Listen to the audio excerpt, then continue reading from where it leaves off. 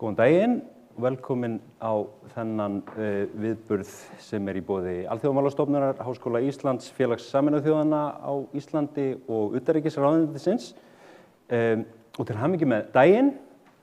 Ég heiti Kári Hólmar Ragnarsson, ég dósent við lagadeild Háskóla Íslands og sit í stjórn Alþjóðamálastofnunar og ætla að bjóða ykkur velkomin og stjórna smá umræðum hér á eftir, en fyrst af öllu ætlaði ég að bjóða velkomna í pontu utanríkisráðherra Þorgerði Katrínu Gunnarsdóttir sem ætlar að ávarpa okkur hér.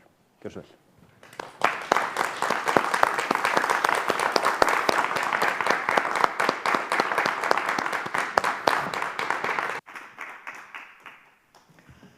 Já, sælveriði kæri gestir, gott að fá að byrja þennan dag, þennan mikilvæga dag, mannréttindadag og já, gleðilega hátíð hér í Norræna húsinu með ykkur að ræða einmitt mannréttindir sem eru svo sannarlega í mótvindi og maður finnir það í rauninni á hverjum því miður fundunum á fætur öðrum. Mannréttindi eins og við vitum þau tilheyra okkur öllum, allstaðar og ekki síst á öllum tímum, óháð trú, óháð lífsskoðun, óháð fötlun, aldri, kynhneigð, uppruna, litarhætti eða öðrum. Og þetta einföld staðreynd sem að veitir ekki af að minna á í dag, en hún að sjálfsögðu kjarninn í þeirri sýn sem að við Íslendingar höfum viljað byggja okkar samfélag á. Og að mínu mati liggur þar einn af okkar helstu styrkleikum, það hlustað á Ísland þegar við brýnum okkur í mannréttindamálum. Á alþjóðlegum degi mannréttinda þá ljóst að þessi grundvallar mannréttindi eigendur högg að sækja víðum heim og því hefur sjaldan eða aldrei verið mikilvægara að standa vörð þau og ekki síst einmitt að huga að jaðarsettum hópum í okkar samfélagi. Í tilefni dagsins þá hefur utanríkisráðuneytið tekið saman helstu áherslur og aðgerðir Íslands í mannréttindamálum á alþjóðavettvangi og þessi samantekt sem að liggur skilst mér hér frammi. Ég vil hvetja ykkur eindregið til þess að ná í eintak. Hún veitir þetta yfirlit eða þetta áhersluplagg, það veitir innsýn inn í það þýðingarmikla starf sem Ísland sinnir í þágu mannréttinda og hún undirstrikar að vernd réttinda og vernd ekki síst mannlegra reisnar ekki einungis siðferðisleg skylda okkar, heldur lykillinn að varanlegum friði og stöðugleika í heiminum og ekki veitir af. Vernd og efling mannréttinda fléttast inn í allt starf utanríkisþjónustunnar og eru leiðandi stef í alþjóðlegu málsvarastarfi og þróunarsamvinnu. Við Íslendingar við eigum góða sögu að segja, en við megum ekki sofna á verðinum og það stundum eins og það lítur út fyrir mér, stundum þannig að jafnvel okkar góðu vinir í gegnum tíðina vilji láta okkur sofna á verðinum og þess vegna verðum við að vera vakandi og við þurfum að vera íta í hvort annað ef það eitthvað sem að gerast sérstaklega. Og við megum ekki gera þetta einmitt þegar við megum ekki slaka á þegar það raddir sem að vilja draga úr réttindi fólks að þær að verða sífellt háværari og það veldur mér mjög miklum áhyggjum. Og þá ekki síst þá skiptir máli að til að mynda Norðurlöndin þau þétti enn frekar raðirnar því saman erum við enn sterkari á þeim ýmsu vettvangum sem að við erum að starfa saman hvort sem að innan NATO, Evrópuráðsins eða annars staðar. Í vaxandi mæli þá verið að veikja stöðu kvenna og stúlkna, grafa undan réttindum hinsegin fólks, vega að tjáningafrelsi og þrengja réttindum sem hafa áunnist einmitt með áratuga langri baráttu. Þetta ekki aðeins eitthvað sem að gerast langt í burtu, heldur líka allt í kringum okkur, jafnvel líka í samfélagsumræðinni hér heima. Líka hér heima á síðustu misserum og árum. Og það mikið áhyggjuefni að það verði ekki þessi svakalega polarisering sem að við erum að upplifa víðast annars staðar líka í Evrópu, að þetta má ekki gerast hér og þá að minnsta okkur til þau sem að vilja halda áfram að standa vörð utanríkisstefnu okkar Íslendinga, að þá verðum við að hafa hátt. Og þess vegna að því hér eru ýmis andlit sem að hafa veitt manni aðhald núna og í gegnum tíðina, að þá verður þetta aðhald þá að halda áfram. Og þess vegna þurfum við að standa saman. Í haust þá voru liðin 80 ár frá stofnun Sameinuðu þjóðanna sem lagði grunninn að því mannréttindakerfi sem við búum við í dag. Kerfi sem hefur tryggt smáum þjóðum eins og Íslandi frið og farsæld. Að virðing fyrir alþjóðalögum, lýðræði, mannréttindum og jafnræði það skipti máli. Að engin manneskja og ekkert ríki eigi að vera skilið eftir. Tilvist okkar Íslendinga byggist nákvæmlega á þessu að virðing fyrir alþjóðalögum sé efst á baugi. Mannréttindin sjálf, þau eru algild og þau eru óafsalanleg. Þau tengjast innbyrðis og engin réttindi eru æðri öðrum. Að standa vörð þessi réttindi heldur ekki einkamál ríkja, heldur sameiginleg ábyrgð alþjóðasamfélagsins. Allt frá inngöngu sinni í Sameinuðu þjóðirnar 1946 hefur Ísland lagt áherslu á mannréttindi í utanríkisstefnu sinni og hefur þessi áhersla vaxið frá aldamótum. Ísland lætur ekki sitt eftir liggja í að standa vörð mannréttindi á alþjóðlegum vettvangi. Virðing fyrir mannréttindum nauðsynlegur grundvöllur samfélags þar sem einstaklingar geta lifað án ótta og notið líka frelsis til að tjá sig, trúa og tilheyra, allt eins og þau kjósa. Ísland sinnir þýðingarmiklu starfi í þágu mannréttinda og undanfarin ár hefur Ísland tekið sífellt að sér stærri verkefni á alþjóðavettvangi. Ísland tók fyrst sæti í mannréttindaráði Sameinuðu þjóðanna með mjög stuttum fyrirvara árið 2018 til loka árs 2019 og stóð vaktina með prýði. Ísland var kjörið til setu núna í framkvæmdastjórn UNESCO fyrir hönd Norðurlandanna fyrir tímabilið 2021 til 2025 og það að klárast núna í lok þessa árs. Og við tókum síðan við formennsku í Evrópuráðinu 2022 eða sama ár einmitt og Rússar hófu sína allsherjar innrás í Úkraínu. Í upphafi þessa árs þá tókum við sæti í mannréttindaráðinu í annað sinn og það stendur til loka ársins 2027, það kjörtímabil okkar og þar höfum við einmitt verið að halda á lofti þessum áherslum okkar ítrekað. Lærdómurinn sem við drögum af þátttöku okkar í þessum mikilvægu verkefnum að Ísland getur haft áhrif langt umfram stærð með því að vera virkur og trúverðugur málsvari mannréttinda og réttlætis í heiminum. Í utanríkisstefnu hefur Ísland staðið vörð grundvallar mannréttindi allra óháð þáttum sem síðan geta skapað jaðarsetningu. Sérstök áhersla hefur verið lögð á kynjajafnrétti, réttindi barna og ungmenna, réttindi hinsegin fólks og stuðning við lýðræði, tjáningar og fjölmiðlafrelsi. Að tryggja öllum sömu tækifæri, virðingu og réttindi óháð kyni eitt stærsta réttlætismál samtímans. Án kynjajafnréttis ekki hægt að ná fram raunverulegu samfélagslegu réttlæti, hvað þá fullu frelsi. Vernd réttinda barna, það lykilforsenda réttláts samfélags. Ísland leggur áherslu á að uppræta ofbeldi gegn börnum, tryggja öllum börnum aðgang að menntun og grunnþjónustu og að efla þátttöku barna og ungmenna í ákvörðunartöku sem varða þau og samfélagið. Og þar á ég að sjálfsögðu líka við öll börn. Ég vil draga fram öll börn, líka fötluð sem ófötluð. Í hvaða félagslegum aðstæðum sem þau kunna að vera í hverju sinni. Þetta finnst mér skipta miklu máli. Virðing fyrir mannréttindum hinsegin fólks órjúfanlegur hluti af baráttunni gegn mismunun og nauðsynleg til að tryggja jöfnuð, frið og ekki síst mannlega reisn. Á alþjóðavettvangi leggur Ísland áherslu á að berjast gegn ofbeldi, gegn hinsegin fólki og stuðla að lagalegum umbótum til að tryggja vernd mannréttinda hinsegin fólks. Lýðræði og virt réttaríki, þau eru nátengd virðingu fyrir mannréttindum og hvert háð öðru. Virðing fyrir tjáningafrelsi og fjölmiðlafrelsi tryggir að borgarar geti tekið þátt í samfélaginu, dregið stjórnvöld og ekki síður valdhafa til ábyrgðar og staðið vörð réttindi sín. Í málstofunni hér á eftir þá munum við heyra frá góðum gestum mikilvægi þessara áherslu þátta, stöðu þeirra á alþjóðavettvangi og hvernig Ísland getur haft áhrif. Vertu velkomin, Pavel Bartošek.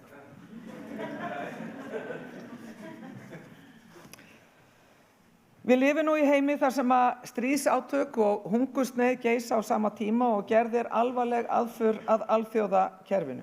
Á vísjaverðum tímum þar sem víða vegið að grunngildum mannréttinda nauðsynlegt að efla og það nauðsynlegt að verja samstöðu ríkja virðingu fyrir mannréttindum, fjölbreytileika og alþjóðlegum. Og við verjum þau ekki ef við beitum ekki til að mynda röddin okkar. Þessu gerum við okkur grein fyrir í ríkisstjórn Viðreisnar, Samfylkingar og Flokks fólksins en þessi nálgun endurspeglar líka gildi þjóðarinnar og þær alþjóðlegu skuldbindingar sem Ísland hefur undirgengist. Því var það fagnaðarefni að geta á þessu ári lögfest samning Sameinuðu þjóðanna réttindi fatlaðs fólks sem hefur beðið allt of lengi.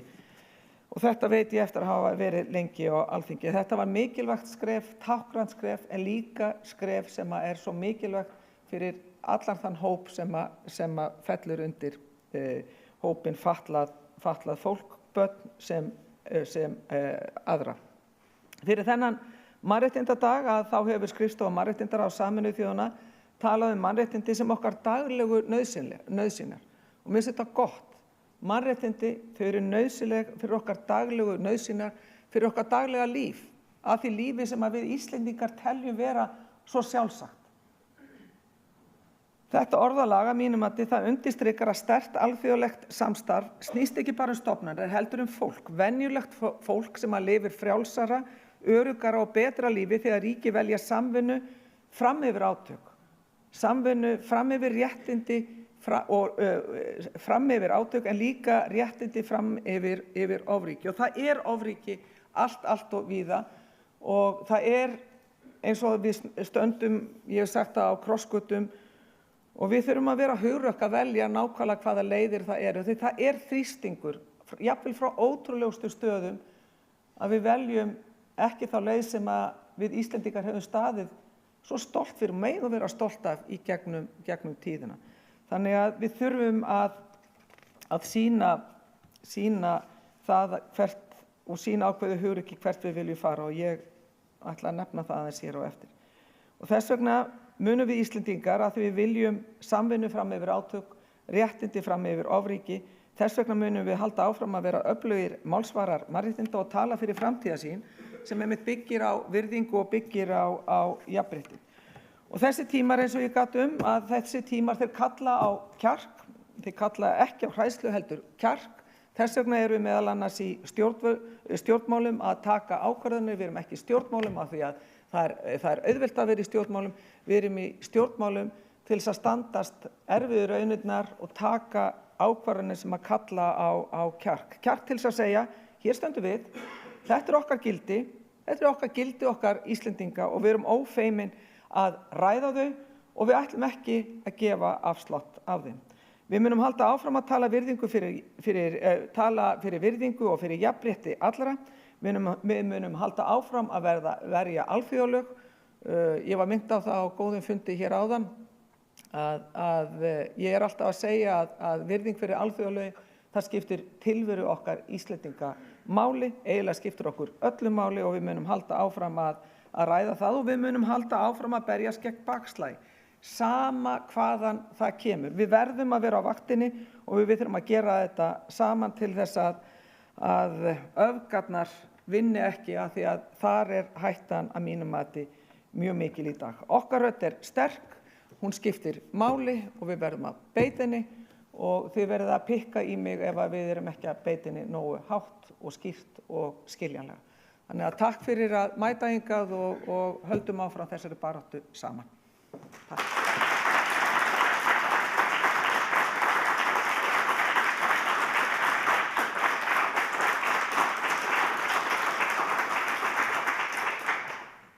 Takk fyrir þetta.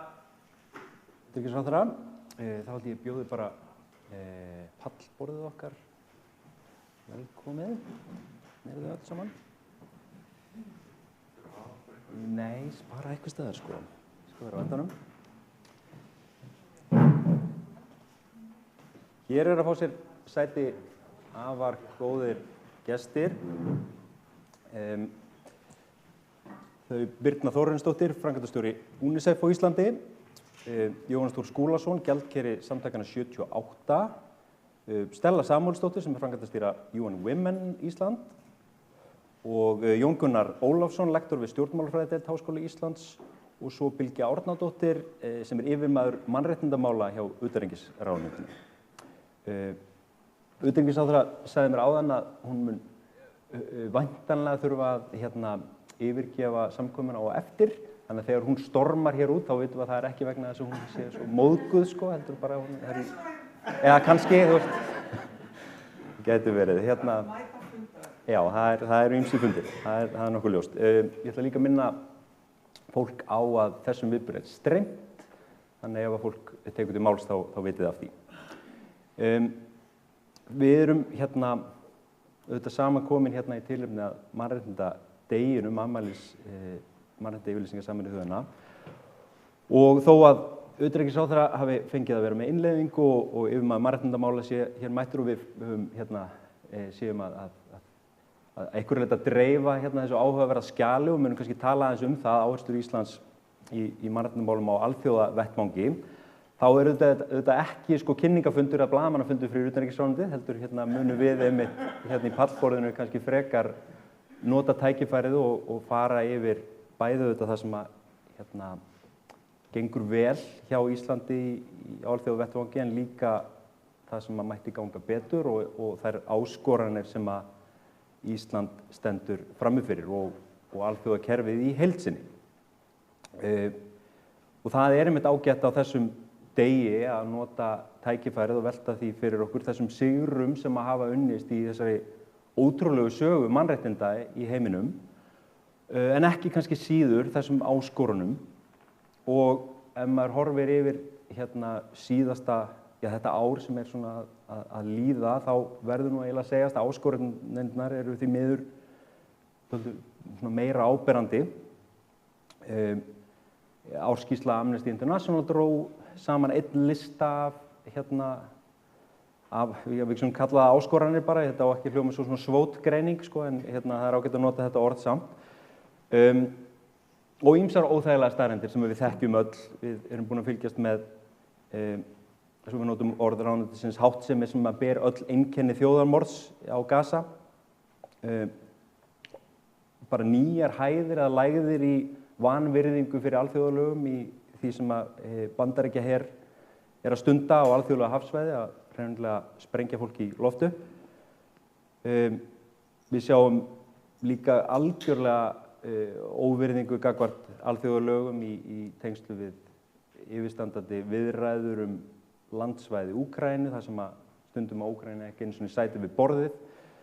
Við sjáum tiltölulega litla von í loftslagsmálum, þó að við svona mannréttindalögfræðingarnir höfum verið rosalega spenntir yfir aðkomu dómstóla og dómi Mannréttindadómstóls Evrópu í fyrra og svo framvegis. Þá virðist hérna nálin lítið hreyfast í þeim efnum.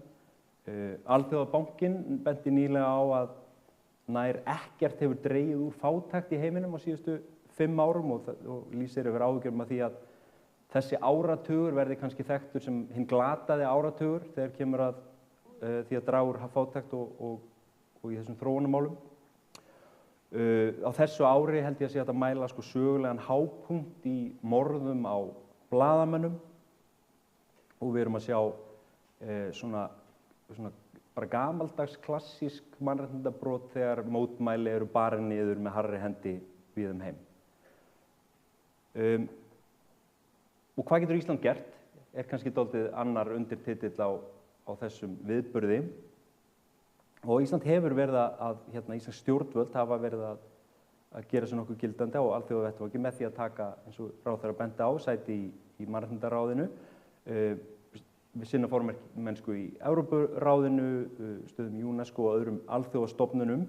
Þegar við tölum Ísland þá finnst mér allavega gagnlegt að horfa ekki bara á það sem stjórnvöld að gera, heldur líka einmitt meðan þessi frábæru samtök sem hér eiga fulltrúa á önnur frjálsfélagasamtök sem að stundu þetta gríðarlega mikilvægt starf á þessum vettvangi. En þegar við teljum þetta upp, þá þurfum við líka að taka tillit til þess að bæði gagnvart þessum stofnunum sem að Ísland að beita sér innan og gagnvart starfi frjálsra félagasamtaka eru þetta gríðarlegar áskoranir, þar sem að grafið undan starfi stofnanana og sama skapi hafa störf frjálsra félagasamtaka verið gerð verulega erfið víða um heim. Þannig að þetta er svona klassísk upplegg að ráðherra kemur og svona tiltölulega jákvæð og svo kemur akademikerinn og rífur þetta allt saman niður. En og það eiginlega, þetta kannski upptækturinn af okkar spjalli sem við ætlum að eiga svona í pallborðinu næstu, hálftíma rúmlega og svo fáum við þannig margir hér í salnum sem ég sé að ég vil gjarnan heyra spurningar frá, þannig að við ætlum að nýta okkur það. Og ég ætla kannski bara fyrst að varpa boltanum til Stellu og spyrja þig aðeins kannski um þetta og hvernig þú sérð þetta samhengi, hvort að hversu sterka liti maður á að nota til þess að mála þetta samhengi og hvernig þú sérð stöðu Íslands kannski í þessum veruleika. Já, takk fyrir. Mér langar svona að vera svona aðeins á léttari nótum í dag. Það bara mannréttindadagurinn, ég alla daga í einhverju baráttu og berjast fyrir málefninu og segja bara frá tækifærum Íslands og hvað við höfum gert undanfarin ár, íslensku stjórnvöld, að það sem við gerum hér heima hefur áhrif erlendis og hvernig við högum okkur hér og högum okkur í mannréttindamálum skiptir máli fyrir álit annara á okkur á alþjóðavettvangi. Íslensk stjórnvöld hafa sett það skýrt í sína stefnu til lengri tíma og við höfum verið svo heppin að það skiptir ekki máli hvaða stjórnvöld eru við völd, við höfum getað treyst því að þau styðja mannréttindi. Auðvitað hafa þau haft ólíkar áherslur og aðferðafræði en við höfum getað treyst því. Ólíkt mínum kollegum í öðrum löndum og löndum sem við berum okkur saman við, að þá stundum hefur það gerst að það hefur verið skipt stjórnvöld og það allt farið. Það Feminist Foreign Policy, það fjármögnun til frjálsra félagasamtaka. Við höfum ekki séð þetta hér og við skulum fagna því og vonast til þess að stjórnvöld sjáu mikilvægi framlags frjálsra félagasamtaka í því að vera þessi viðnámsþróttur fyrir lýðræði og gegn þessari anti-movement sem í gangi núna. Þannig að okkar starf skiptir gríðarlega miklu máli. Mér finnst oft séð eins og við séum bara svolítið svona að vera óþægileg. Við viljum gera gott betra. Það okkar markmið. Og við þurfum svolítið eins og ráðherra að koma inn á, að gera þetta saman. Við þurfum að styðja hvort annað núna. Ég held að það hafi aldrei verið jafn mikilvægt að við stöndum saman. Stöndum með stjórnvöldum. Nú erum við með konur í forsvari hjá stjórnvöldum í dag. Við vitum það samkvæmt okkar gögnum hjá UN Women að aðför gegn konum í stjórnmálum sérlega rætin. Þarna þurfum við að stíga inn og styðja okkar konur. Þær hafa talað hátt á alþjóðavettvangi, oft einar, það að styðja mannréttindi. Ég hrædd þar að þær fara að sensora sig eins og margir aðrir hafa gert vegna árásanna sem við stöndum frammi fyrir. Ég sé það hjá mínum mannréttindasamtökum sem stöndum fyrir jafnrétti og hinsegin málefnum alþjóðavettvangi, hvaða áhrif það hefur haft á stofnunina. Þetta grafalvarlegt og eins og ég segi, við höfum talað þetta í mörg ár en þetta öllum sýnilegt sem vilja sjá hver staða mannréttinda í dag. Og ég vil bara trúa því að lítið land eins og Ísland getur haft stórkostlega áhrif. Það eftirspurn eftir svona löndum og smáríki geta haft áhrif.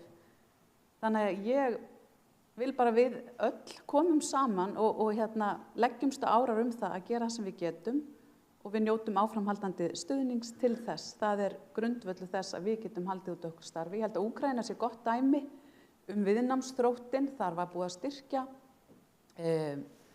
meðal annars kvenréttindafélög, kvensamtök, grasrót. Þannig að viðnámsþrótturinn meiri ef til átaka kemur og aðför gegn lýðræði. Nú eru konur búin að taka við helstu störfum í samfélaginu og það hefði ekki gerst ef ekki hefði verið fyrir stuðning við störf þeirra. Þannig að við verðum að horfa á þetta heildstætt sem öryggis, friðarmál og halda áfram að styðja í gegnum þróunarsamvinnu og sjá þetta sem heildarpakka. Sko, þú talaðir þessa að við þurfum öll að standa saman og ég skilji þannig að það á auðvitað bæði við kannski í íslensku samfélagi og svo auðvitað ef best væri auðvitað allur heimurinn en ef við hugsum aðeins í íslenskt samfélag og svona samstöðu þar. Jóhannes Þór, ég kannski sný mér að þér og þetta tengist náttúrulega kannski beint inn í umræðu sem hafa verið hér á landi hvort hvort og hversu mikið þetta bakslag sem að stundum talað sé og sko, hvernig sér þú þetta? Þessi samstaða sem að Stella talar heldur hún sé til staðar eða heldur að íslensk stjórnvöld sem eru rosalega fínar sko, mannréttindapælingar sem að síðan ekkert mikið stemming fyrir svona í samfélaginu? Mjög góð spurning. Sko, fyrst bara það sem hún sagði. Já. Ég held að það sé sem betur fer heilmikil stemming fyrir mannréttindum í samfélaginu.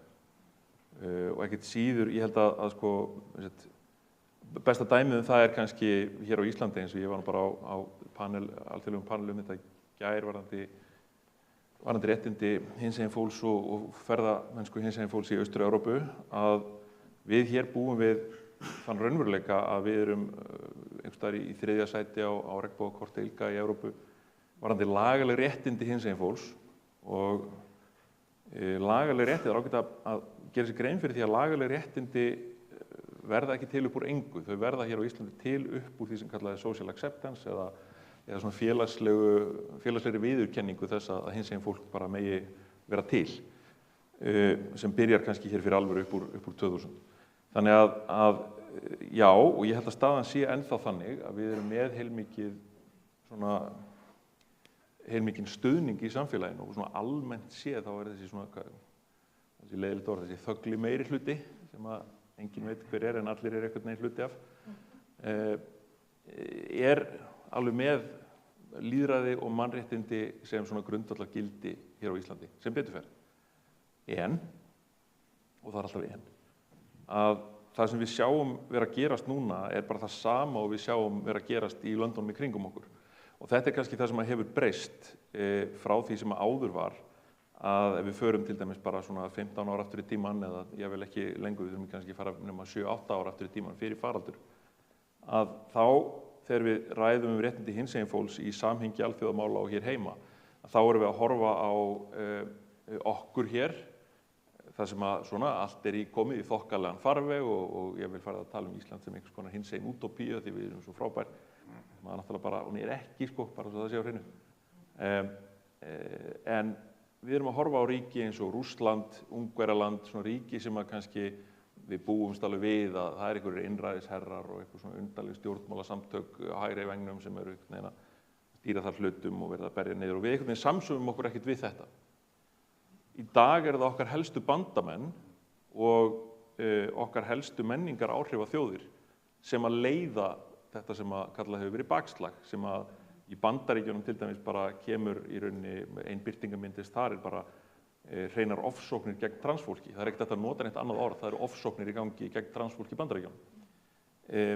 Ég var bara á leiðinni í strætó hérna í morgun að lesa frétt New York Times það að utanríkisráðherra Bandaríkjanna hann búinn að banna það að utanríkisráðuneytið noti leturgerðina Calibri og ætlar að fara tilbaka í New York Times New Roman því að það sé einhvern veginn Vogue og svona DEI aðgerð að hafa farið yfir vegna þess að það var skipt yfir í Calibri til þess að bara fólk sem nota screen readers og lesblindur og aðrir og auðveldir með að lesa það sem frá þeim kemur.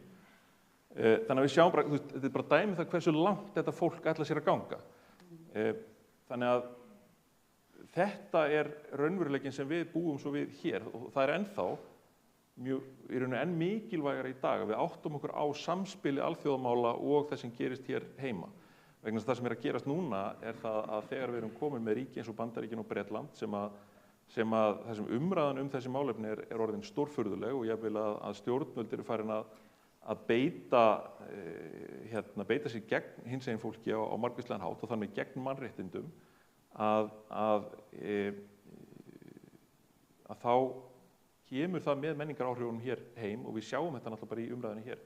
Þannig að það þeim mikilvægara þess vegna að íslensk stjórnvöld í rauninni beiti sér á alþjóðavettvangi, ekki bara eins og var alltaf í gamla daga og þegar ég var í stjórnkerfinu, ég veit ekki hvort það ennþá, alltaf þegar það voru tvíhliða fundum í Kínverjum þá var alltaf tekið sérstaklega fram í að það var talað mannréttindi, að þess að mannréttindi í Kína svo slæm.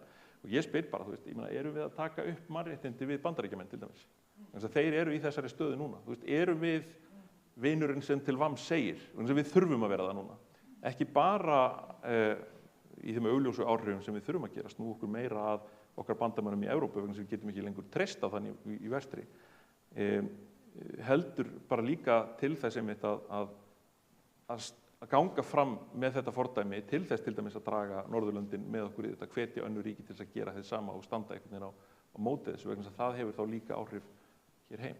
Bylgja, ég held ég verða að kasta kannski boltanum til þín, af því það áberandi í áhersluskjalinu að mörg dæmin sem að, og ég hveti þetta allir til að lesa þetta er mjög gagnlegt og dregur fram dæmin sem mann vantar oft þegar maður er að tala þessi mál, hvað erum við að tala þegar við erum að tala aðgerðir Íslands í mannréttindamálum og þær eru margar dregnar mjög vel fram, en dæmin eru flest.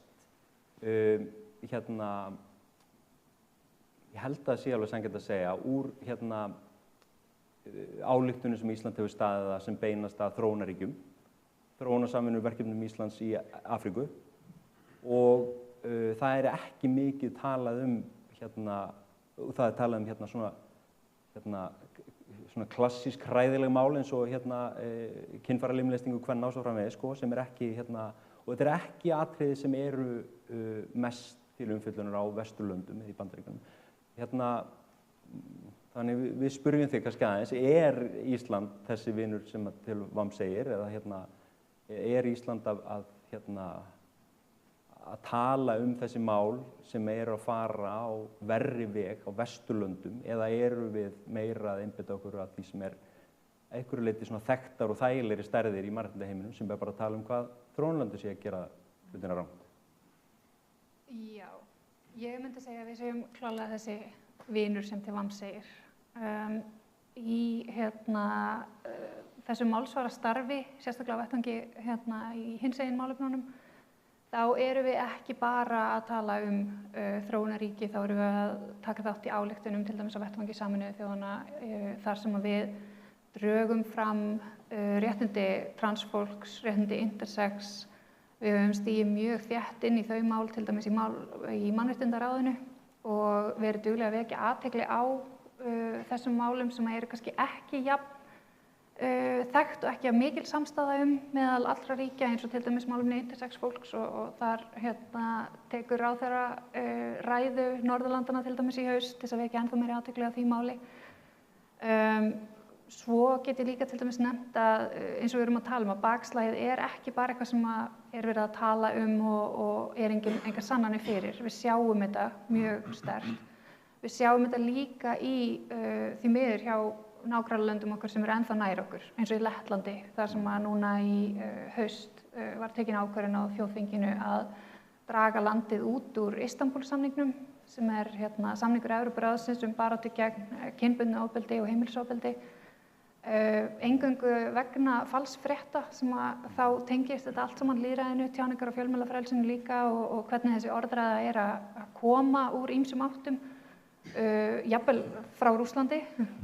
Að þá var komin þessi orðræða upp að skilgreining Istanbúl-samningsins á kyngerfi eða gender væri þess eðlis að hún gengi gegn gildum Lettlands og þyrfti að draga Lettland út úr þessum samningi. Og þar hefur Ísland bæði á vettvangi Alþingis og ráðherra gefið út yfirlýsingar og hvatt Lettlandis að halda áfram að vera með okkur í þessari baráttu fyrir mannréttindum allra. Og jú, eins og kemur fram í samantektinni að þá hefur við náttúrulega eins og Stella benti á verið ofboðslega þakklát fyrir að það hefur ríkt svona góð samstaða í gegnum margar ríkisstjórnir, þannig að við höfum getað haft þessar sömu áherslur núna í nokkuð mörg ár sem er svolítið grundvallaratriði fyrir okkur til þess að geta verið konsekvent og verið svona staðið með sjálfum okkur og verið samkvæm okkur. Og þar hafa hinsegin málefnin verið svolítið hátt á blaði, einfaldlega vegna þess að þar er ennþá minni samstaða á alþjóðavettvangi heldur en jafnréttismálin.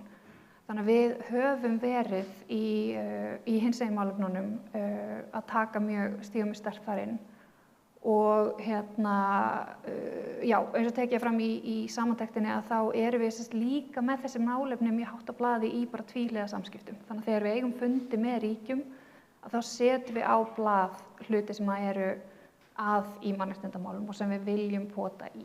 Þannig að við gerum það jafnvel þótt við séum í tvíhliða samskiptum við ríki og bak við luktadyr. Og við gerum þetta líka í yfirlýsingum þegar það á við. og þá helst einmitt með öðrum ríkjum þar sem að við tökum okkur svona saman með sérstaklega Norðurlöndunum og bendum á það sem betur má fara. Frábært, þú komst inn á falsfréttir og lýðræði og fjölmiðlafrelsi og Jón Gunnar, það eiginlega bara þínar ær og kýr, sko, þannig við snúum þeir bara til þín. Það eitt af þessum áhersluatriðum í þessum punktum Íslands að vinna að þessum málum, fjölmiðlafrelsi og lýðræði. Hvað heldur að Ísland geti gert og hvar eru þessi vandamál eins og þú sér þau helst? Já, einmitt, þetta stór og mikil spurning. Náttúrulega byrjaði bara að segja, mjög gaman að vera með svo klára fólki í panel, ég bara sammála öllum sem að hefur komið fram til þessa. Og mér langar kannski byrjaði að nefna þegar ég var að lesa þetta áhersluplagg að því að ég lærið fjölmiðlafræði í mínu doktorsnámi en ég var í mastersnámi í alþjóðasamskiptum og ég var að hugsa, ég var í því 2006 til 2008 og ef að svona plagg hefði komið út þá ég lesið þetta og þótti þetta bara mjög eðlilegt og ekkert pælt mikið í þessu. En núna bara að sjá það sem að gerast í heimsmálunum bara á undanförnum árum og meðal annars í Bandaríkjunum sem að maður hefur auðvitað óbærslega mikla áhyggjur af, að fletta svona plaggi og sjá bara áherslumál á kynjajafnrétti, hinsegin mál og fleira. Ég var eitthvað svo þakklátur fyrir að búa á Íslandi og að við séum að taka þessa slagi og mér finnst bara mjög gaman að heyra hvernig ráðherra talaði hérna áðan að sko þú veist, þetta var svona svo ég tali fallega íslensku ekki sugarcoating it, þú veist, að bara benda á að það eru bara mjög alvarleg mál í gangi hérna og við þurfum að halda okkar stjórnvöldum vel við efnið. Þannig að mér langaði bara að já, ég er bara búin að vera virkilega að hugsa yfir þessu öllu saman. En varðandi sko fjölmiðlafrelsi, af því að þú nefndir hérna í inngangniðinum að þú veist, það hefur verið að þetta bara myrða blaðamenn og það hefur þetta búið að vera hræðilegar aðstæður eins og í Palestínu, Úkraínu og fleiri löndum sem eru auðvitað mikið í fréttum. En það er alltaf gefin út einu svona ári listi yfir fjölmiðlafrelsi frá samtökum sem heita Reporters Without Borders, blaðamenn án landamæra og samantektin fyrir 2025 þar að það sem er helst verið að vekja athygli á þar er bara gífurlega alvarlegar svona efnahagslegar aðstæður fjölmiðla í heiminum.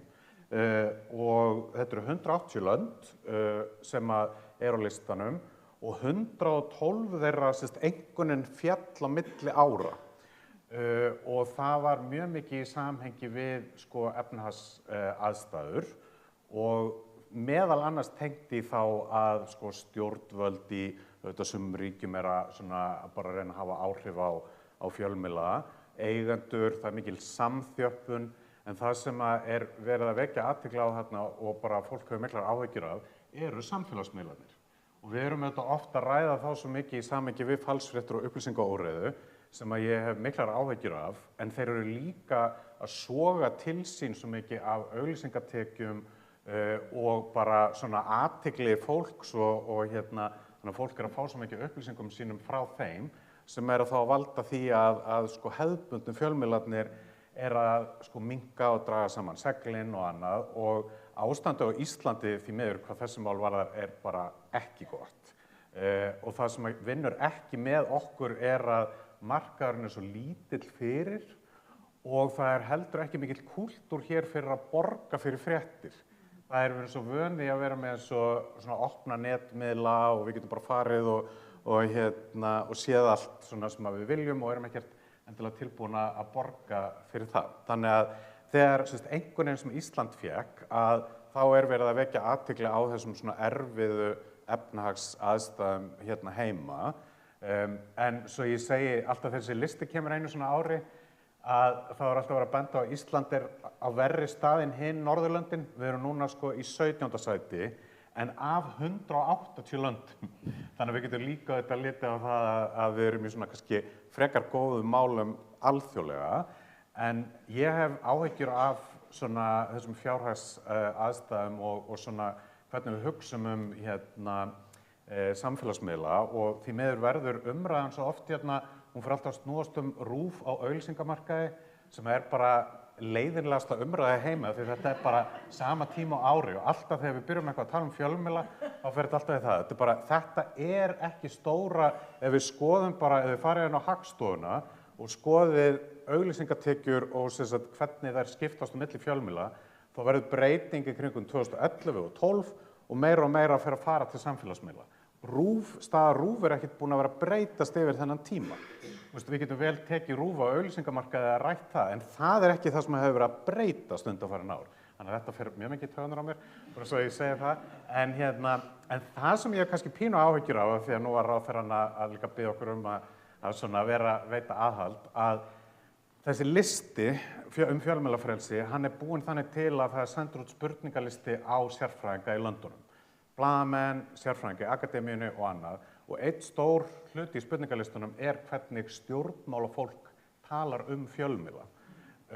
Og ég hef áhyggjur af því að meira að segja ráðherrar í ríkisstjórninni eru svona munnhöggvast varðandi umfjöllun tiltekinna fjölmiðla og annað. Og þetta getur bara mjög líklega haft þau áhrif að Ísland falli á lista yfir fjölmiðlafrelsi. Þannig að ef við erum líka að velta fyrir okkur hvernig við getum tjáð okkur fjölmiðlafrelsi og verið svona bregðast við því erlendis og bara reynt að taka þátt í þessu mikilvæga samtali, að þá þurfum við að passa upp á málin heima og nú ég ekki að saka utanríkisráðherra þetta, en við vitum öll hvernig umræðan hefur verið og þetta maður hefur áhyggjur af því að þetta svona þróun sem að gerast í stjórnmálunum allt í kringum okkur hvernig svona tala fjölmiðla og það svona popúlísk orðræða ofta að ráðast á fjölmiðla, tala að þeir séu hluti af einhverju elítu og annað og það að draga úr fjölmiðlafrelsi í heiminum. Þannig að ég myndi vilja sjá að við stígum mjög bara fast inn í þá umræðu að tala mikilvægi fjölmiðla og munin á hefðbundnum fjölmiðlum og samfélagsmiðlum. Bara virðing fyrir störfum blaðamanna, bæði varðandi það hvernig miðla upplýsingu til almennings, hvernig halda stjórnvöldum við efnið. Þetta ekki neitt sem samfélagsmiðlar gera. Þeir eru frábær vettvangur fyrir ýmislegt, en þeir stuðla líka mjög mikið að skautun og og það alls kyns undirróðusherferðir þar í gangi gagnvart tilteknum hópum og fleira. Þannig að ég myndi segja að staða hér á Íslandi svona bara ágætt í stóra samhenginu, en ég hef áhyggjur. Og ég mjög spenntur að sjá þessar aðgerðir sem á að kynna núna varðandi fjölmiðlamál á Íslandi og vona að þær verði til góðs. Var þú líka opnaðir inn á svona jólahluta þessa fundar, að þú byrjaður á svona óskalista? Já. Hvað þú myndir vilja að íslensk stjórnvöld gera? Þannig að Birna, ég ætla þá að varpa óskalistanum bara yfir til þín. Hvað kannski sérstaklega í málefnum? Vegna sín rauðu þá. Bara til dæmis, Já, nei, veistu það, ég þakka þér fyrir og ég kem vegna ég starfa fyrir UNICEF sem auðvitað Barnahjálp Sameinuðu þjóðanna og það nú algengur misskilningur að mannréttindi barna séu mjúk mál, vegna þess að börn eru krúttleg og allir elska börn, hver elskar ekki börn. En það samt bara staðreynd að mannréttindabrot þau bíða ekki eftir bílprófinu, þau hefjast í barnæsku. Þannig að alla víddirnar sem við erum að ræða mannréttindabrot, þau hefjast í barnæsku og það sótt að réttindum barna á öllum vígstöðum, úr öllum áttum. Þannig ég ætla að einbeita mínu tali peninga og pólitík vegna þess að mannréttindi þau líka standa og falla með þeim. Ef við horfum á peningana þá vil ég taka undir með því sem hefur verið sagt að Ísland svo sannarlega að fjárfesta í mannréttindum, meðal annars í gegnum fjárfestingu sína í þróunarsamvinnu. Tækifæri sem maður sé líka bjartsýnn og jákvæður, hvað hefur áunnist? Okkur sem mannkyni hefur tekist að minnka ungbarnadauða, það að segja, fækka börnum sem lifa ekki 5 ára afmæli sitt helming frá árinu 2000. Við höfum náð þessum árangri og ég meina rétturinn til lífs þetta grundvallar mannréttindi. Við höfum náð þessum árangri með staðfestum fjárfestingum í grunninnviðum samfélaga út allan heim.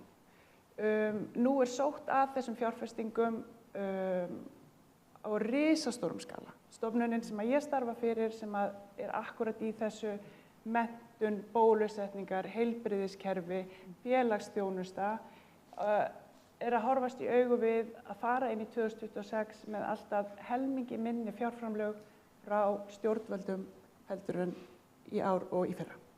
Þannig að stjórnvöld, vestræn stjórnvöld að draga saman framlög til þróunarsamvinnu, það að segja framlög til fjárfestinga í grunninnviðum sem tryggja grunnréttindi fólks, svo talið í tugum prósenta. Þarna hefur Ísland staðið í lappirnar og það skiptir rosalega miklu máli vegna þess að dollarafjöldin sem við setjum í þróunarsamvinnu kannski ekki hár í samanburði við önnur ríki en að geta staðið keik og sagt nei, við ætlum ekki að hætta, við ætlum að halda áfram og ef eitthvað þá ætlum við að bæta í vegna þess að hér tryggjum við réttindi fólks, hér fjárfestum við í velmegun. Þetta skiptir gríðarlega miklu máli. Svo það pólitíkin. Kollegar ráðherra sem hérna sitja sem hafa til dæmis setu Íslands í mannréttindaráðinu þekkja það að ef það einhver ályktun sem erfitt að koma í gegnum mannréttindaráðið, það ályktunin réttindi barna. Vegna þess að íhaldsöflin sem vilja fá feðraveldið aftur og það grunnurinn í öllu því sem við erum að tala hérna, þau sækja að réttindi barna vegna þess að þau vilja fá að stjórna því hverjir hafa réttindi og hverjir ekki. Og þessi grunnspurning manneskjan rétthafi, sjálfstæður rétthafi, hefst leiðu fyrir að tala réttindi barna. Stúlkubörn hafa þau sömu réttindi og drengir. Á að bólusetja öll börn, mega foreldrar ákveða hvort börn eigi að fá bólusetningar eða hvort þau eigi að fá menntun. Þarna þetta strax byrjað og það mikil pólitík í gangi. Þetta risastór málaflokkur og svo normalisering sem í gangi núna mannréttindabrot, svo köllum hlutina réttu orði, hún nær líka hingað til lands. Og ég vil fá að nefna hóp fólks sem að kannski býr með einhverju mestu afmennskunina þessa myndir í vestrænni pólitík og það útlendingar. Okkur leyfist að nota orðið útlendingar til að alhæfa stóra hópa fólks í allri sinni fjölbreytni, allar þær fjölbreyttu sögur sem hafa fært þau til annarra landa en við fæddust í og svo umræða sem í gangi hér og í öðrum löndum hverfist að við getum alhæft útlendinga og þannig brotið á réttindum þeirra. Íslendingar standa sterkir og keikir í mannréttindum á alþjóðavettvangi og annars staðar en við samt undir áhrifum frá öðrum, meðal annars okkar nágrannaþjóðum og vegna þess að eitthvað gert á Norðurlöndunum, þá þýðir það ekki að það sé góð pólitík.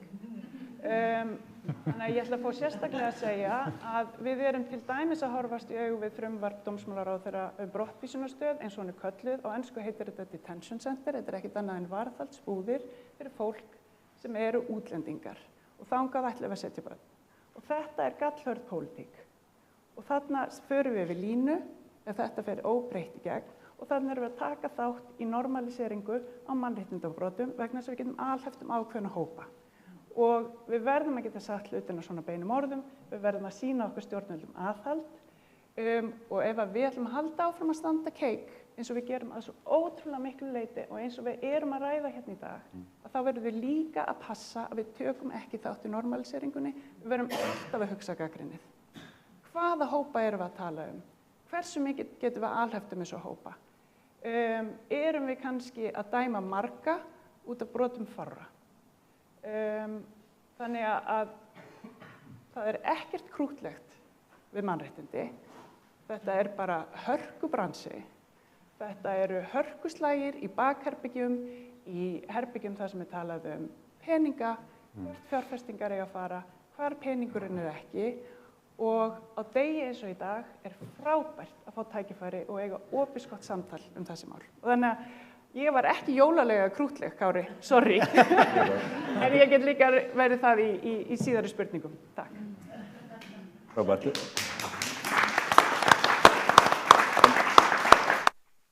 Komst einmitt inn á þetta þema að hvernig Ísland heldur eða byggir upp trúverðugleika og svona tengslin þarna á milli því sem gerist á Íslandi og því sem Ísland að gera á alþjóðasviðinu. Og Jónas, ég veit að þú hefur hugsað mikið þetta, hvernig Ísland kemur fram og hvenar, og kannski í hvaða málaflokkum Ísland að berjast og hvernig þetta tengist við stöðuna á Íslandi. Er þetta ekki? Jú, ég held að þetta er bara fyrst, ég held ég hafa aldrei verið í panel þar sem ég er svona ógeðslega sammála öllum. Sko, ég held að þetta atriði, þetta er nefnilega, þetta er algjörlega rétt, þetta er grjótharður málaflokkur.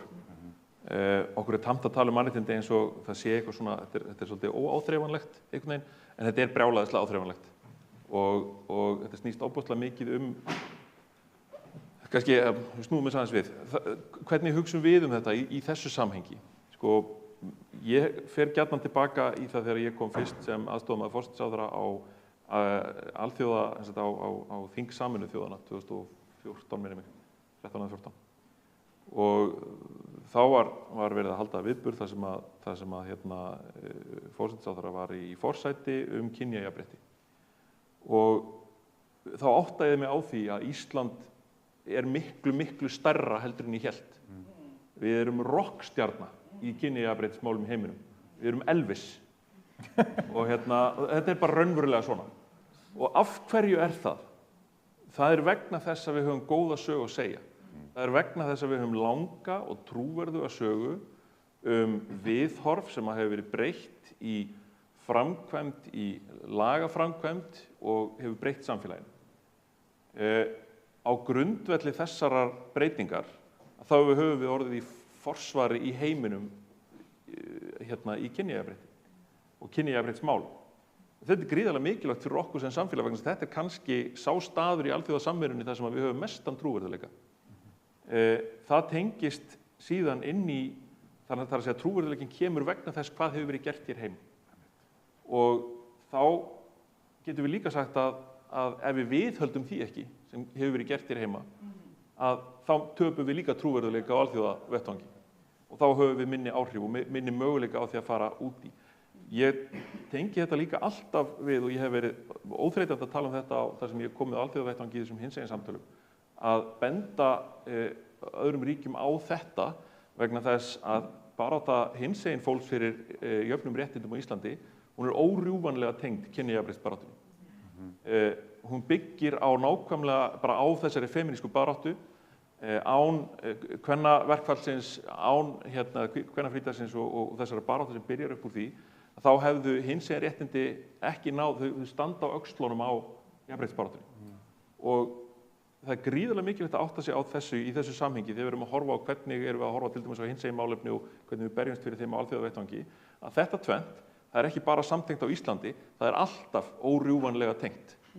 Þannig að þegar að hinsegin réttindi eru með einhverjum hætti bara niður eða tekin af, þá er kynjajafnrétti næst eða samhliða. Og við þurfum ekkert annað, fólk þarf að vera blint til að sjá þetta ekki í Bandaríkjunum, til dæmis.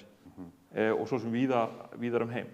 En þannig að þarna er í rauninni spurningin, getum við nota til dæmis þessa stöðu okkar í kynjajafnréttinu til þess að bransa út, sko, eins og svo notaði þessi slettur af því að aðrir eru byrjaðir af því hér, að þá getum við annars vegar gert það og hins vegar sko, stefna stjórnvalda í alþjóðamálum mannréttindi, hvort sem það er réttindi barna eða fjölmiðlafrelsi eða kynjajafnrétti eða hinsegin mál, hún byggir alltaf á því hvað við erum að gera hérna heima. Og þetta er órjúfanlega tengt. Og við verðum að passa okkur líka á því að þetta getur virkað í báðar áttir. Að það sem við gerum hér heima, að það bæði býr til trúverðugleika eða þarf að viðhalda honum. En það hvernig við beitum okkur á alþjóðavettvangi, það getur líka haft áhrif á það hvað við erum að gera hér heima. Vegna þess að ef við látum undan á alþjóðavettvangi, látum undan þeim sem er að berjast gegn þessum gildum sem við erum að reyna að halda í hávegum, að þá minnkar viðnámsþrótturinn hér heima. Og þannig að þetta er órjúfanlega tengt og við erum í stöðu í dag þar sem við erum að sjá í rauninni, eins og ég var að nefna á þessi svona menningarlegur áhrif frá stöðum þar sem að bara í rauninni barátta gegn mannréttindum, bæði, svo við nefnum kynjajafnrétti, fjölmiðlafrelsi, eins og Júkunum var að tala hinsegin fólki, er bara fjármögnuð og vel skipulögð. Og það er heimurinn sem við búum við í dag og þess vegna þurfum við að passa upp á þetta. Þessi umræða er alveg eins hér, eins og annar staðar. Við sjáum nákvæmlega sömu frasana, við sjáum nákvæmlega sömu framsetninguna, nákvæmlega sömu málefnin, eins talað þau og sömu aðferðum beitt til þess að draga hluti úr samhengi og fókusera á hluti sem í rauninni skipta engu máli. Það verið að stilla upp bara sem dæmi hlutum eins og réttindum transfólks, umræðum þau, gagnvart málfrelsi á einhverjum máta. Við erum líka að sjá endurskilgreiningu á tjáningarfrelsinu eða málfrelsinu hér heima, þar sem við höfum verið miklu meira nær því sem verið hefur í Evrópu heldur en í Bandaríkjunum. Það aðeins mismunandi svona, ef að segja, hugsun það hvað málfrelsi og hverjar skorður þess eru. Í Evrópu vita menn að það bara mikilvægt að hafa smá skorður.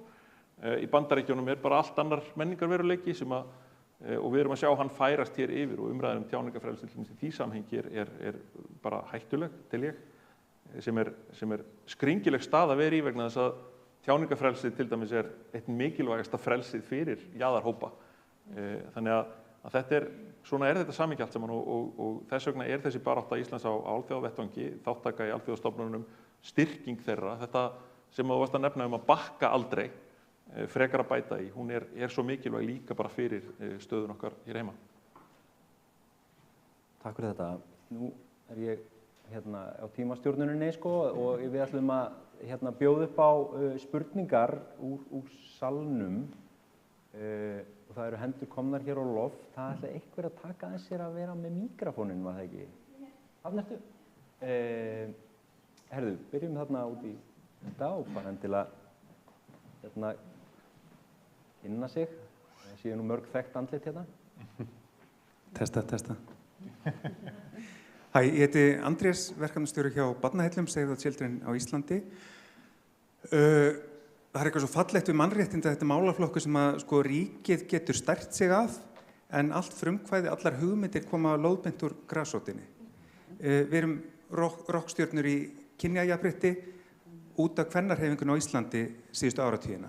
Við erum rosalega góð í hinsegin málum af því að það var grasróta barátta hinsegin fólks sem tók áratugi að snúa stjórnvöldum.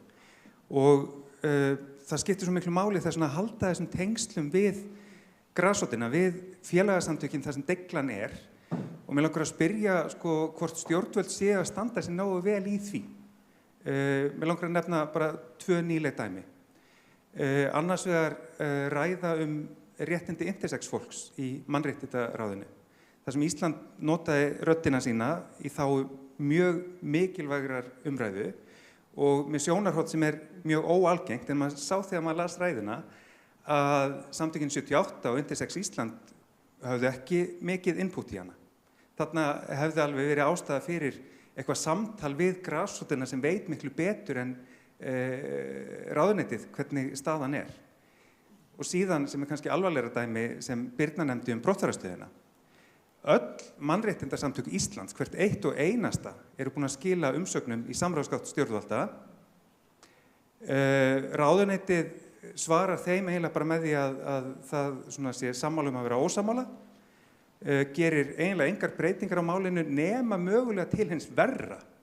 Þannig að þegar það loksins kemur til þingsins, þá búið að taka út til dæmis skýlausan rétt félagasamtaka til að mæta á brottfarastöðuna og gæta réttinda hinsegin fólks eða mansalsþolenda eða annarra jaðarsettra hópa. Og það búið að gera algjörlega skýrt að það megi læsa börn inn í öryggisklefum, í öryggisklefum og samkvæmt greinargerð það gert ef að þau eru mögulega með sjálfskaðahegðun. Þannig að veik börn verða læst í öryggisklefa. Og þetta afrakstur samráðs við öll mannréttindasamtök Íslands. Við erum búin að endurtaka boðskapinn til þingsins og ég vona eins og Birna þingið átti sig á því að ef að ekkert aðgert þá verður hér bakslag í raun. En spurningin sem sagt, ríkisstjórnin nógu dugleg að muna hvaðan staða Íslands í mannréttindum kemur? Hún nógu dugleg að viðurkenna stöðu frjálsra félagasamtaka sem bara uppruna alls trúveruleika Íslands í mannréttindamálum og taka mark á þeim. Takk Birna eða Stella, ég held að þið séu kannski líki beinastu við. Hvernig metið þetta samtal og þetta samband stjórnvalda og grasrótarinnar? Ég held að það megi alltaf vera betra. ég held að það sé klassíska svar. Ég held að það sé til staðar oft og ég held að oft vanti það. Loftslagsmálin til dæmis er vettvangur þar sem að lengi hefur verið kallað eftir sterkara samráði, svo við bætum því líka við, vegna þess að það er þetta risa mannréttindamál. Eins og Andrés Ingi bendir á þetta ákveðna frumvarp sem að ég benti á, það eru öll mannréttindasamtök á Íslandi og við erum hérna saman komin til að ræða mannréttindi, öll búin að skila mjög afdráttarlausum umsögnum þetta frumvarp og hafa gert ítrekað. Það er dæmi þar sem að ekki bara samráð skortir heldur kannski ákveðna hlustun líka. En svo eru líka fjöldamörg mál þar sem að það er unnið þétt saman og í mörgu sem snýra að málefnum barna get ég bent á að þú veist, það er virt samráð í gangi. En það má alltaf vera betra og mér fannst gott hvernig Andrés orðaði það að okkar sigrar sem að kannski stjórnvöld bæði hvíla á en líka eru að flytja út blessunarlega að þessi sigrar eru áunnir fyrir þrautsegju og mikla slagi fólk sem að þorða að taka slaginn og nefnt að standa í honum lengi. Stella, er þetta rétt metið? Já, ég tek undir með Birnu og ég held til dæmis núna með setuna í mannréttindaráði þá hefur samtalið verið aukið sem til eftirbreytni að við getum við erum alltaf búin að styðja stjórnvöld. En stundum finnst mér svolítið horft til þess að við séum bara svolítið smá bögg. En við viljum gera gott betra. Það er okkar markmið. Þetta er ekki bara að pota, við viljum gera gott betra. Og við þurfum svolítið að fara að snúa því þangað á jákvæðan hátt. Því það er til mikils að vinna. Og mér finnst það til eftirbreytni, þetta með mannréttindaráðið, hvernig hefur verið kallað til í gegnum félag Sameinuðu þjóðanna og utanríkisráðuneytið að kalla til þau samtök sem að vinna í þessum helstu málaflokkum sem Ísland að leggja áherslu á. Ég held samt að við gætum gert betur með því að setja okkur kannski raunverulega stefnu og ég stundum kalla eftir því út frá jafnréttismálunum sem ég starfa í að við séum, svo ég viti til, þá held ég að sé ekki gildandi stefna í ráðuneytinu það hvernig stjórnvöld vinna að jafnrétti og hvert er markmiðið okkar? Hvað ætlum við að gera? Af hverju ætlum við að koma fólki á ólíka staði? Það skiptir máli, við ætlum að hafa raunveruleg áhrif. Af hverju setjum við okkur ekki langtíma stefnum svo við getum líka mælt árangurinn? Hvað fengu út úr þessu? Hvað lögðu mikla fjármuni? Hvað gerðist? Mér finnst það skipta miklu máli og það er svona samtal sem ég hef oft kallað eftir að við getum verið tekið þátt í að gera til þess að gera meira og betri árangur og mælan. Áhersluskjalið sem er verið að kynna í dag er svona meira kannski verið að horfa aftur á bak, Bylgja, eða ekki? Að það er svona verið að taka saman hvað erum við búin að vera að gera og af hverju. Og Ísland hefur stundum á vettvangi alþjóðastofnana svona leikið þar hlutverk eins og ég skilja það að svona gripi tækifæri kannski, séð eitthvað á opnun eitthvað staðar og Ísland með sitt þú veist, ég meina það þarf að hringja 3 símtól og þá eru allir komnir sem að við hafa eitthvað málið að segja, sko. Þetta er náttúrulega ákveðin styrkur, sko.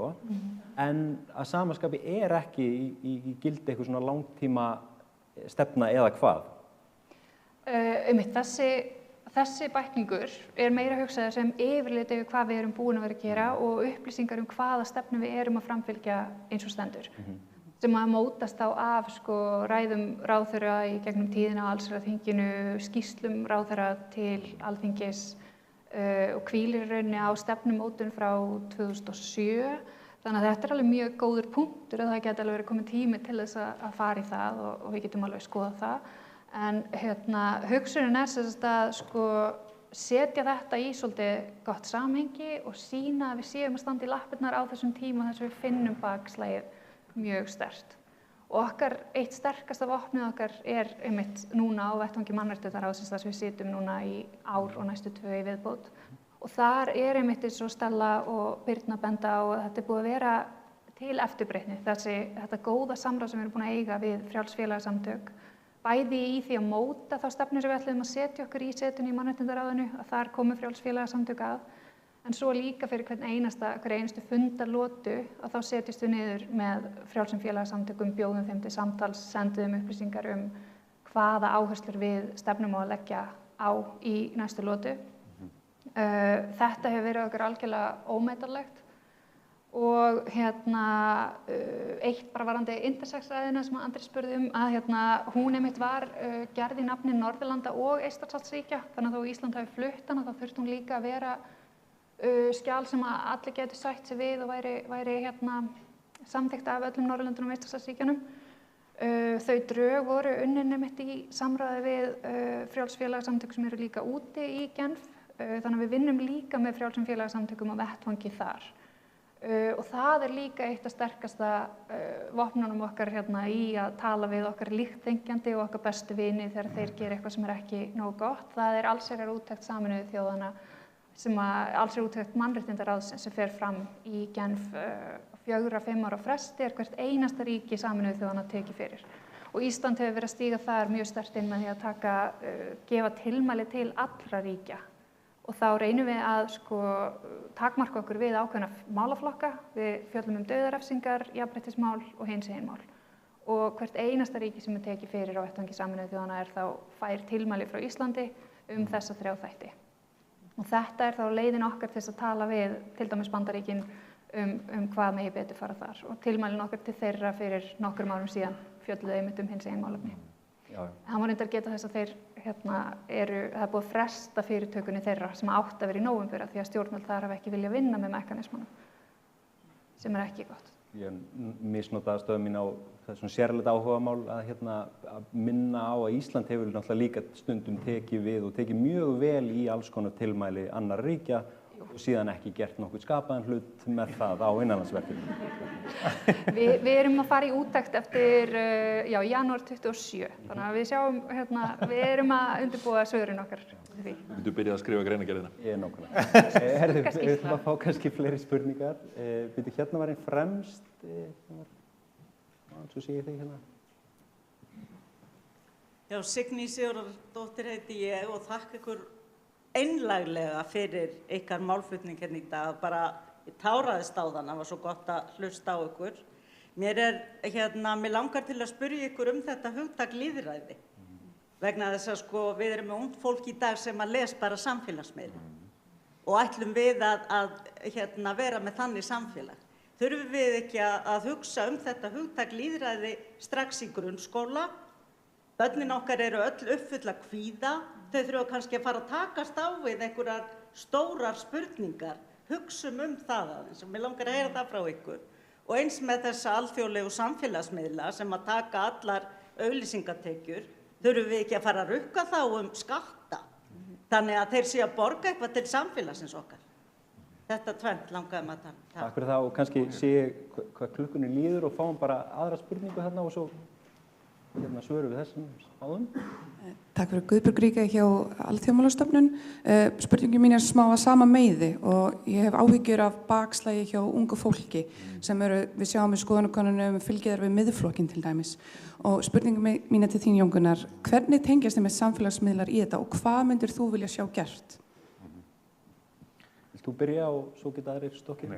Ef við kannski tengja þetta saman að þetta tengt að við sjáum það með samfélagsmiðla þegar þeir koma fyrst fram á sjónarsviðið þá var auðvitað opaslega jákvæð umræðum að þeir væru að tengja fólk saman og opna umræðuna og það má alveg segja ef maður gagnrýnir hefðbundna fjölmiðla þeir auðvitað eru einhvers konar hliðverðir og þurfa að velja upplýsingar og ég meina það var auðvitað mjög jákvætt verið að ræða til dæmis þessa MeToo-hreyfingu sem auðvitað sprettu fram á samfélagsmiðlum og verið að gagnrýna að hefðbundnir fjölmiðlar hafi verið að þagga ýmislegt niður og eins arabíska vorið og fleira þannig að var mjög jákvæð umræða. En það sem við höfum séð gerast undanfarin ári að samfélagsmiðlarnir, þeirra business model gengur út á það að halda okkur sem lengst þarna inni af því að þeir selja okkur auglýsingar í gegnum það og það bara allar rannsóknir sýna það að þetta ekki þá sérstaklega heppilegur vettvangur fyrir einhverja djúpa lýðræðislega umræðu. Og að því að Birna var að nefna að ræða þessi útlendingamál líka að það sem að við sjáum til dæmis þar, ef við tek það sem dæmi, að það er ofboðslega oft verið að taka eitthvað eitt barn eða eitthvað eitt hræðilegt mál og svo fer það á flug og samfélagsmiðlum en það vantar oft svona samhengi og heildarmyndina en þetta vekur tilfinningaviðbrögð hjá fólki og allt fer á flug og við sjáum að við erum núna alveg upp ungt fólk sem að er rauninni fyrst og fremst bara að fá upplýsingar þarna og þær eru ekki settar í samhengi. Þetta hafa bara mjög slæm áhrif á bara athyglisgáfu ungs fólks og annað og mér finnst mjög áhugavert að því að við líka að tala um hvað þyrfti að gera að nú eru auðvitað verið að banna samfélagsmiðla í Ástralíu fyrir börn yngri en 16 ára og ég auðvitað svipaðar umræður í gangi í Evrópu og þannig að ég held að sko maður er ekkert endilega eitthvað alltaf svakalega spenntur fyrir boðum og bönnum en ég held að þetta verði svolítið þróunin allavega svona í Evrópu að bara rannsóknir eru að sýna meira og meira að þetta hefur bara mjög skaðleg áhrif og og það sem að er nátengt þessu líka og sem að tengir spurningunni frá henni Guðbjörgu er að ríki er að nota þessa miðla og þekkja inn á þú veist hvernig efnið sem að vekur tilfinningaviðbrögð og annað fer á flug og er að beita þessu mjög strategískt til að svona vega að mannréttindum og koma sínum svona málflutningi á framfæri og í rauninni bara svona svolítið vega að þessum grunngildum lýðræðisins. Þannig að ég held að við þurfum einhvern veginn að reyna að sko koma í fyrsta lagi með ungu fólki aðeins út úr þessu umhverfi og líka vera svolítið sjálfduglega að fara að nýta hefðbundna fjölmiðla meira og styrkja þá.